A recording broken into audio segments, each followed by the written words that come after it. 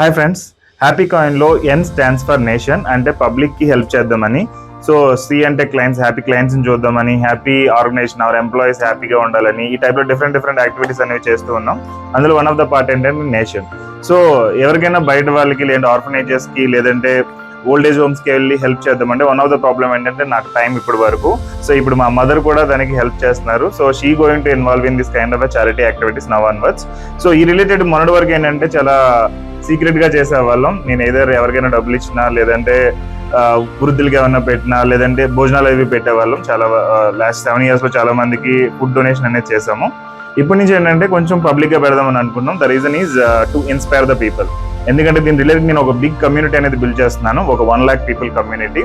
So we all together wanted to do some kind of a donation. So I need your support in that. So uh related ఇప్పటి నుంచి activities అన్ని మీకు post అవుతూ ఉంటాయి. Please like and subscribe and share or whatever you want to do.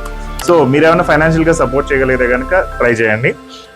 Of course we're not looking for any financial support, we just we do. Wish you all the best. And ఇలాంటివి ఏమైనా జెన్యూన్గా మీకు తెలిస్తే కనుక కామెంట్లో mention చేయండి. Thank you.